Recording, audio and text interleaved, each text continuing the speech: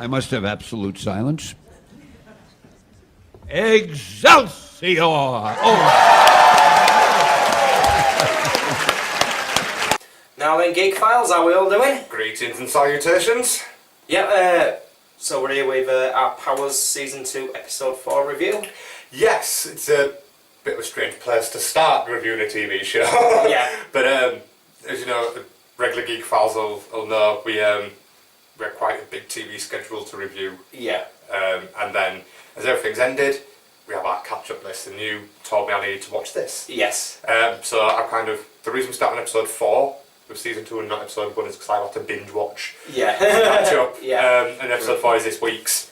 But yeah, what a show. Yeah. This is like X-Men for adults. Yes, it is, yeah. Season 1 was brilliant. It was great. It reminded me back to the old X-Men days where it was kind of that look on society and segregation and mutants aren't wanted, and kind of what Batman v Superman hinted at. Yeah. Superman, like aliens not welcome on Earth and stuff. But yeah, season 2 carries on directly from season 1. It's not really it's a different storyline, but it's a direct continuation, isn't it? Yeah, I mean, it pretty much adds to the way season 1 ended with Retro Girl getting a throat slit. Yeah. So, pick up with Retro Girl dead and Walker and the team carrying on the investigation. Yeah, it's all the fallout from that. Yeah. I mean, this is, for those who don't know, this is free on PlayStation Network. Yes. Season 2 is if you're in the UK. Yeah. Season 1 never got released over here. No, season 2 is out on PSN, and it's a new episode every week, and it's free if you've got PlayStation Plus. Yes. Another network to be watching your weekly shows on. Because we don't have enough. Yeah. But yeah, like I say, we're 4 episodes in now, and the story moves at a decent pace. Yeah. One thing I don't like about this season is the new opening credits. No, it's almost like Misfits in a way. Yeah, it's very Misfit style opening credits. Yeah. But season 1, it was just kind of, you had a little previously on Powers. Yeah. And then it just went 22 skyscrapers with some letters falling down, Powers, done. Yeah. On the episode. Now it's like I've got a minute and a half start up, and it's like, no, I hate it. Yeah. Like Game of Thrones, I hate Game of Thrones from the start up. Yeah. I always skip past it, I know exactly how long It's the sort of thing you've ever complained that Aaron Sorkin for, isn't it? It was his 6-minute opening credits. Yeah, Aaron Sorkin, but his opening credits take forever. I can't, like, no, Lost set the trend, but it was just like, bang, done. Yeah. Like, that's it, you know. But apart from that, there's so much I love about this series. Yeah. Every character is so unique and different. And relatable. Yeah, they've all got little bits of, I mean, maybe not Dr. Death. Yeah. I love Dr. Death. Yeah. I'm not sure, is he a superhero or not? He's hard to say at the moment, isn't it? I don't know if you've not really seen if he's got any powers or not, but he's a fucking weirdo. Yeah. Dr. Death is with a name like Dr. Death you assume he's got powers, but the only time we see him is at the Powers Division mortician. Yeah. And it's a bit of a weirdo. In this episode especially, he just starts talking in riddles and... Yeah. All that Captain Cross just said to him, if you don't stop talking cryptically, I'm going to take this dismembered arm and beat you with the bloody end of it. But speaking of Captain Cross, I feel for this guy. Yeah. He's the head of the Powers Division at police, at Los Angeles Police, and it just constantly looks exhausted and at his wit's end. It's just like something will happen with Powers, and he's just like. It sounds like fucking what's Walker done now? Yeah. Well, can we just have one day? Can I have one fucking day? Yeah. We do the bit in season 1 where they're celebrating at the end, and then Walker goes in like, hey Captain, like, what the fuck are you doing in here? Just fucking he's on the verge of a mental breakdown. He's just had enough. But yeah, we had Lang has come in and kind of hinted at a previous relationship with Walker. Yeah. When she came in. We didn't know if it were a sort of like a professional relationship or a personal relationship, but we got flashbacks this week. Yeah, no, I thought when it started flashbacks, like, for fuck's sake, no. I've had enough of them this year with Arrow. Yeah. But these were done really well because they were kind of... There were flashbacks, but they were kind of what Walker was thinking when he was in his coma. Yeah. Like his coma dreams. Which had a great little bit on the end with a... Crispin and all the other dead characters coming Yeah, up. yeah. And it's not like, you know, they can't be trusted. And it's like, is his attitude to Powers changing? Maybe. Even though he used to be one, does he now hate them all? You got to be thinking now, does he still have his dormant powers? Because he's survived a building getting dropped on him. Well, this is what I was thinking that... Well, a building and a big polystyrene block that... Yeah. But season one... Crunch lifted up. Season one, he absorbed Wolf's powers, didn't he? Yeah, briefly. Briefly, then lost them again with the drainer. Yeah. But is that a case of he could only drain Wolves because they were linked by sway, or could he drain anybody's powers that's got sway? Maybe. Because New Retro Girl only got her powers because Wolf gave them to her. Yeah. So could he drain them from her? Yeah, maybe. Is it, you know, if you've taken sway, you can drain powers, and you just don't realise that yet? Yeah. But yeah, I mean, I love how it is. The flashbacks they gave Lang and stuff were brilliant. The fact that now she's FBI, but she used to be a master criminal. Yeah, Yeah. Is she still a master criminal? Well, we don't know, do we? It kind of hints that she's not exactly on the side of good. But Yeah. Or maybe she thinks she is, but she doesn't. she's being played. The FBI's being. I don't know. There's something going on with Heavy, isn't there? Yeah. And I've put here, is Trip Hammer building a disabled army or a Paralympics conquering team? Yeah. I love the fact that, you know, people like special ops agents have lost arms and legs in bomb blasts. Yeah. To go see Trip, and he's built in a robotic suit now when he's going to be like Trip Hammer. Yeah. He's going out and knocking shit. Like, yeah, that's brilliant. I love that. He's kind of like cyborgish. Like, Yeah. Yeah, it's brilliant. I like that. But yeah, is he just going to build a disabled army? I love that he just, as soon as I get the photo of the concentric circles, and he's like, it's a gravity wave. We've got to go, and they just leave him running on treadmill. Yeah, it's like Trip. He's just off. But it's brilliantly written because it deals with such serious issues. Yeah. But then has some great comedy moments in it as well. Yeah. You know, you've got Walker's just come out of a coma. He's figured out something's going on with the gravity waves. So he goes see Lang, and this is like, ooh, what's going to happen here? It's quite a tense standoff, mate. And then they're taking piss out of the little rock dude for the way he eats lettuce. Yeah. He's like a little wood chipper, isn't he? Yeah, I've had a nipple Not the first time. Yeah. Yeah. But yeah, but he's a bit cold-eyed bastard, though, isn't he? He's only just buried the love of his life, and I mean, I understand it's a game to distract her getting a computer, but still, yeah, it's I'm fucking with her feelings as well. Yeah, he'll do whatever it takes at any cost. It's just he knew when he said I need to reconnect with her. Yeah. And you two need you and Cut need to be there. So it's kind of like he knows she's still got feelings for him. Yeah. He knows he can seduce and get into bed. He knows it's gonna fuck with her feelings, but he does it anyway just because he needs to copy her laptop. Yeah. It's that. That's some cold-eyed moves. Yes. That is. Just be glad he's on our side. Yeah, I mean, in the bit where the flashbacks with him and Lang, talk about him, when the way he talked about his powers was brilliant. It was so emotional and like proper saw inside his psyche. And then you find out actually, well, was any of that true? Because all this was a fucking setup to catch her. Yeah. You know, so this isn't the first time he's done it to her. He actually, when he does it the second time, he goes and apologises for the first time and then does it again. It's like, what the fuck? But I absolutely love Sharpton Copley though in this. He's brilliant. I mean, he's one. I've loved him. I think the first thing I saw him with District 9. Bollocks. The first thing I saw him in was District 9. Yeah. And I thought he was brilliant in it. And then I saw him afterwards in 18. Yeah. It was. I was really worried about all those films where this has to be done right, where I'm going to be upset. I loved it. I loved his portrayal of Murdoch. Yeah. You were telling me I didn't know that half that stuff we did were ad-libbed, like when he's going around on a helicopter. Yeah, when he's been the talking away on top of hospital, and he's going, you spin me right. That wasn't his script. He was supposed to be stood at the side of Hannibal, sort of like copying him, like every hand gesture and stuff. And he just walked off and just started playing with propellers. I'm like, yeah, we're keeping that in. But yeah, I mean, one of my favourite swear words to people now, still now, is your fucking prawn. Yeah. But yeah, he's absolutely, he's brilliant in this. It's amazing. Oh, I can't figure out how he got this job because it's not connected to Neil Blomkamp in any way. No. How did he get this? That's something between you Alien films. Yeah. Yeah.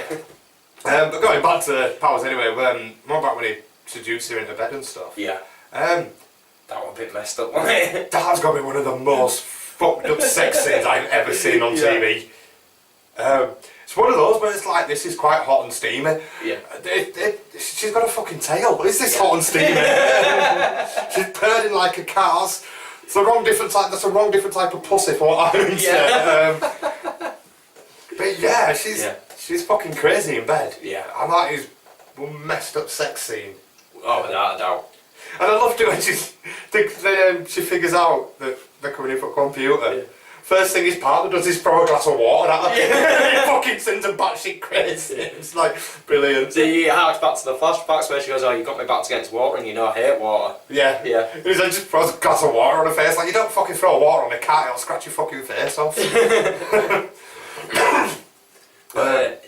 Yeah, go on. I was just going to say, it's something I got written down. I'll tell you one thing though about this season, I'm missing Johnny Royale. Yeah, I love Johnny Royale. Yeah. And Eddie Izzard. Yeah. Well, we knew We knew he wasn't going to be in it, but yeah. he was fucking amazing. I wasn't expecting Johnny Royale to just disappear though. No, I thought it did. Is it a case? Especially the way season 2 opens up, where it's like Johnny Royale's the hero and he's stopped Wolf and... Yeah, no, he's just disappeared. It didn't really make sense for him to just leave, but yeah, I am missing him. Yeah. Again, last season, when I had all the flashbacks in with Johnny Royale and, you know, how he became a villain and Diamond became a hero, but they were best mates. Yeah, growing up, and it was their association with Wolf that sent them down different paths. Yeah. The Wolf train back. Well, yeah, it's a brilliant. If you're not, there's plenty of spoilers in here. If you're not seen season 1, go back and watch it. Yeah. Get watching this. You can't. But I don't think they're going to be watching season 2, episode 4 review, even if they're not up to date. Well, yeah, that's fair. But as with any good comic book superhero film, every episode has post-credit scenes. Yeah. And Will Wheaton comes in this week. Wheaton! I don't know what character he's playing or what is... Well, he's been referenced a few times, hasn't he? His character Conrad Murray. He's like the owner of the talent agency and... Yeah, I don't look at it like, is he going to make them into toys, or is he the one that creates the action figures and stuff? Yeah. Either way, he's fucking creepy. Yeah. I wonder if it's going to turn out so like when his media team gets hold of one of these powers, it's him who decides if they're good or evil. Right, we'll spin it that way with her, we'll spin it that way with him.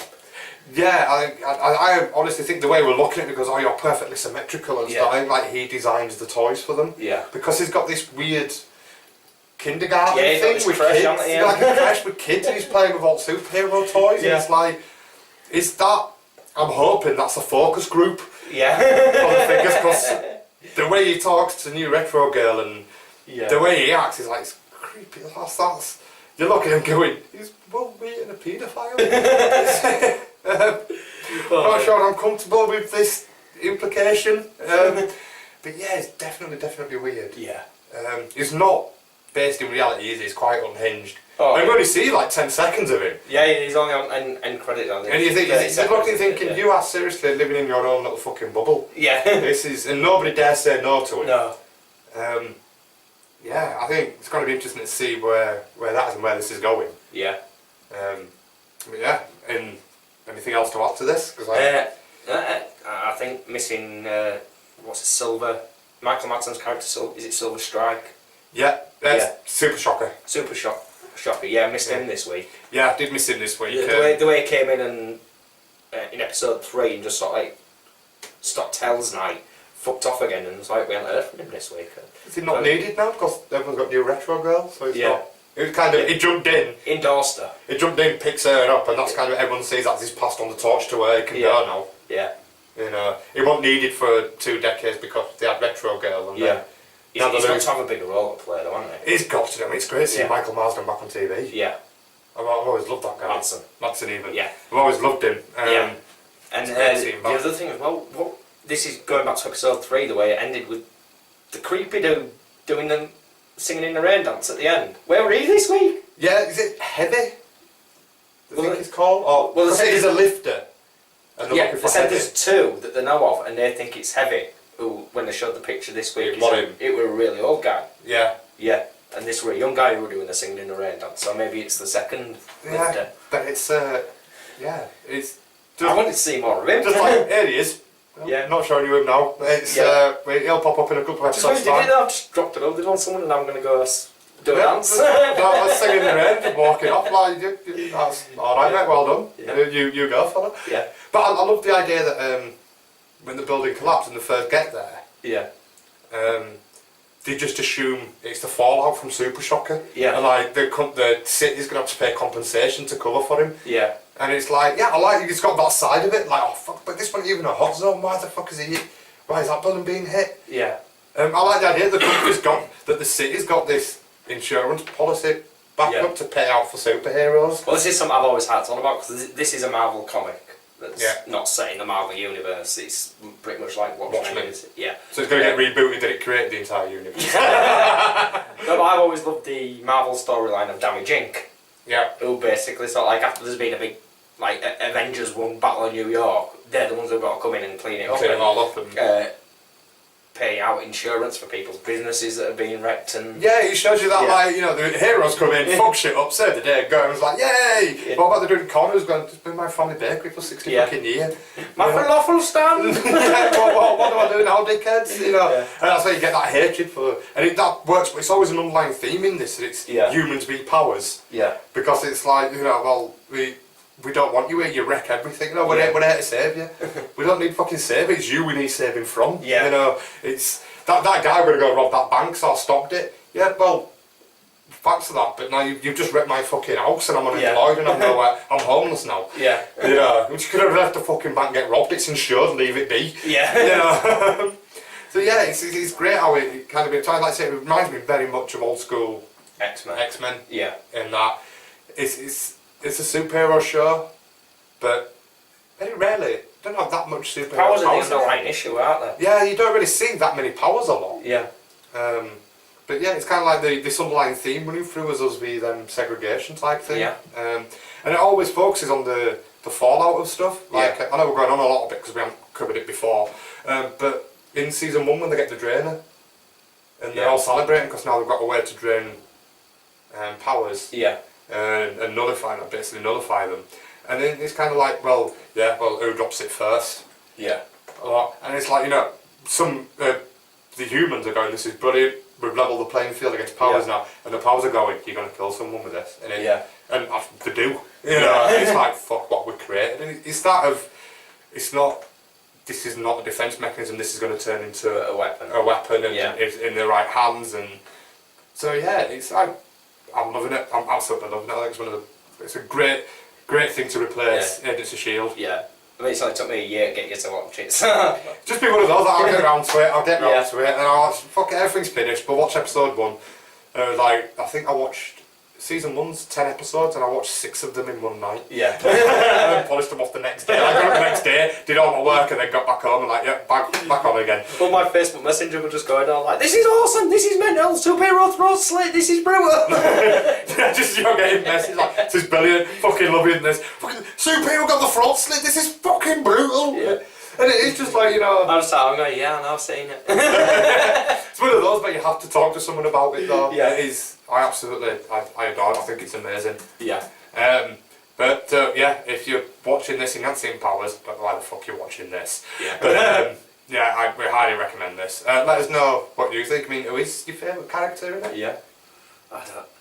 Well, if going on season 1, then you got to say Wolf, or maybe the Simons. I like the Simons in season 1, but we're in season 2 now. Season 2 now, probably Walker. See, I quite like Trip. Yeah. I like Trip because he's got this... I also like Pilgrim. Pilgrim's good. Yeah. But Trip's got this mental sort of like Black Swan protocol thing going on. Yeah. He's just building devices to stop doomsday because it's kind of like a conspiracy theorist. Yeah. It's like a survivalist in a way. He's like, oh, this computer program tells me that the world's going to fall to bits within a year, I'm going to build all these fucking nuts weapons. Yeah. So, yeah, I think Trip's my favourite character. Yeah. Walker's very close, but... Captain Cross. Captain Cross, there's so many. Yeah. Lynx is up to something. Yeah. I mean, the writing on this show is just amazing. I even like the other copper as well, I forget his name now. Cutter. Yeah. Because of this one scene, because him and Pilgrim had sex in last episode, and his Pilgrim's about to go into Lynx's room and he goes, I've got your back. Watch my back. Yeah. Oh, I'm watching it. Yeah. It just stops on watching. Yeah. He's like, I'm got you. I'm Yeah. watching it. It's a nice back though. I mean, sorry. And then comes in late. Yeah. Comes in just in time to get knocked down. Yeah. But no, it's the writing is so. But there's so many. It's not. When I first watched it, I thought, oh, he's lost his powers and he's got. He's now working as a cop. This is going to be a procedural with superheroes. Yeah. And it's not.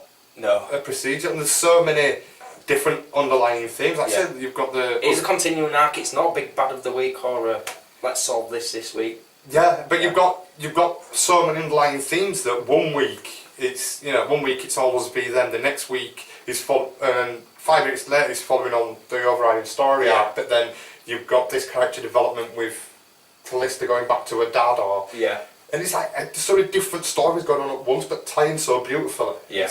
It's an amazing program. It's absolutely fantastic. So yeah, go watch it, and if you are watching it, because you're watching this, so you must be. Yeah. Let us know what you think. Who's your favourite character? Is there anything we've missed out that we should have covered? Yeah. And as usual, get in touch with us at stoffelpresents.wix.com/home. Yep, there you'll find all our social media buttons. Obviously, click subscribe to YouTube, go on our Patreon. Yeah, we're now on Twitch quite often. Yeah. With PS Plus or Minus. And until next time, take care, See you all later.